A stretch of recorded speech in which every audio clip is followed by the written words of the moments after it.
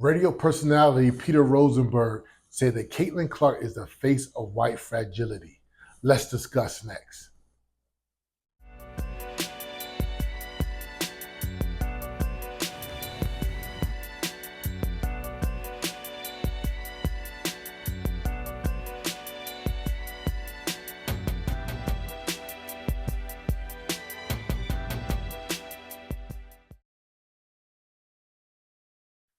What up, y'all? It's your boy Said Linus checking in once again. Make sure you like, share, subscribe to us. Make sure you hit the Cashapp. That helps us continue to make these videos, okay? Now, the last video I made was about Caitlin Clark. This one is as well. It's an intriguing topic, you know what I'm saying? And also, I think that the fact that we keep talking about her in the WNBA is just driving more traffic to the WNBA. So I think that's a good thing. I think we have to also state that the WNBA has not been a profitable business. And think about it, it's been established since 97, and has not been a profitable business. Now, if you guys want to think back to a year ago, 2 years ago, 3 years ago, on social media, the public has been memed to death about how much money the WNBA players make in comparison to the NBA players. We have been so many memes, so many posts, so many reels, so many stories about the WNBA players flying on commercial instead of charter flights. All right. So that's the stage that is set. Now, here comes Caitlin Clark. And when I say here comes Caitlin Clark, it's not just her. You got other young women coming up right after her. This NIL thing that is going on with college basketball is propelling these women college basketball players into superstardom before they even reach the WNBA. And that is what's new. They are superstars in college. Excuse me. Let me not say the word superstar. They're stars in college. Caitlin Clark is a superstar. She is a superstar, and she is moving the needle in a crazy way. Now, she might not be the top 12 players in the WNBA. She's a rookie.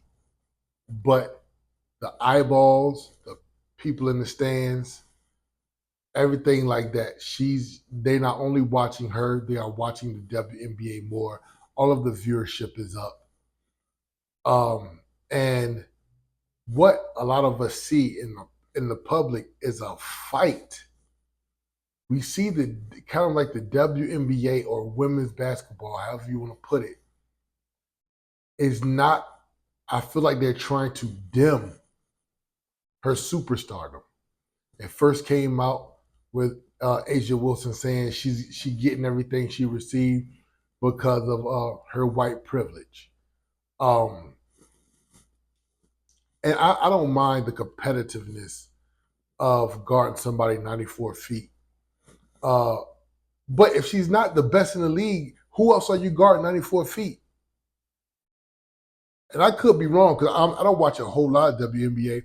But they're not guarding people 94 feet like that all the time. They guard her 94 feet all the time.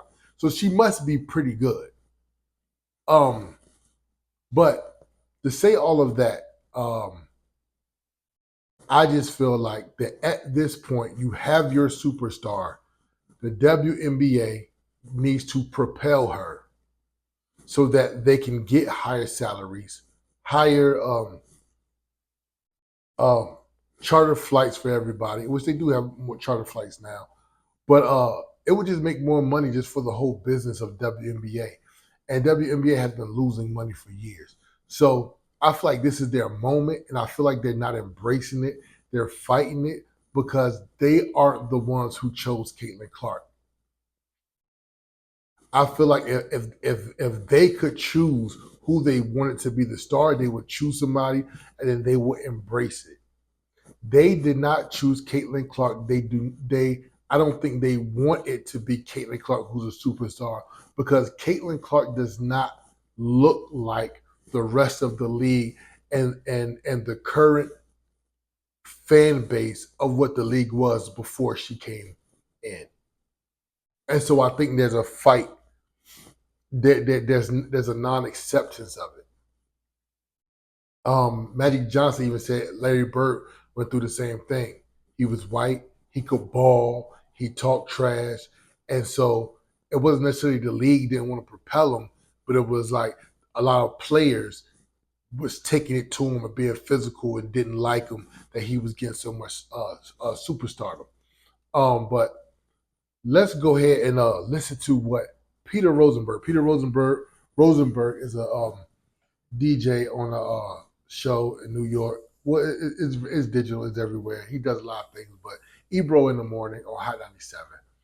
And he made a statement about Caitlin Clark, and let's listen to what Peter Rosenberg had to say.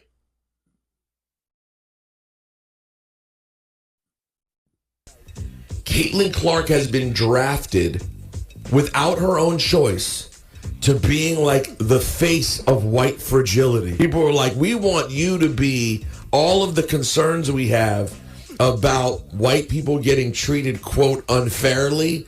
We're going to put that on you, Caitlin Clark. And she's like, no, I'm just here to play basketball, and like whatever comes my way, like I'm good with it. Like, you know, I just trying my best to be. Oh, I didn't make the team? Oh, you know, I'll probably make it next time. That would be cool. Something to work for. Good luck to the ladies of USA basketball. No, Caitlin. No, it's not that simple. They're trying to hold you back, Caitlin Clark. And that's why Stephen A is catching the button, because he's jumping in on this train of the Caitlin Clark's not being treated fairly by the world, which is not only unfair, actually, to Caitlin Clark. Not only are you ruining it, like we have something awesome and everyone is ruining it, but you're also being unfair to all the other women in this league who don't deserve to be treated like props, because it's a real competitive league with people who care deeply about this. And this whole idea that if Caitlin Clark isn't propped up the right way, then it's not right for the sport. If that's your take, maybe you don't really care about the sport and shouldn't be giving an opinion about it and should hold this baton right here. Congratulations, you played yourself. I think quite the contrary. I think the fact that we want Caitlin Clark propped up in the proper way means we care about the sport. That means we want people to watch the sport. NBA propped up Michael Jordan before he ever won, before he was ever the best player in the league. They propped him up. They propped up Magic Johnson. They propped up Bird. They propped up Charles Barkley and all these superstars, Kobe Bryant. They propped them up. That's us caring about the league, because we know that when Caitlin is propped up because she is a superstar, that people are going to watch the games, and that's going to create revenue. But if you don't want Caitlin propped up in a certain way, then I guess you just want them to ride commercial flights. You want Brittany Griner to have to find another country to go to in the summertime because she don't make enough money in the WNBA. Is that what you want? All we're saying is that we are seeing a superstar for whatever reason. A lot of times the Lord determines superstars. It has to do with timing, has to do with relatability, has to do with a lot of different things. So we are seeing a superstar getting fumbled a bit. And we are coming in and saying, hey, you have to do better with this superstar to drive the revenue and drive and grow this league in the proper way that all of the women deserve. The women currently playing and the women who play before, they all deserve for this league to blow up. They put in the work. And we're just standing back and saying,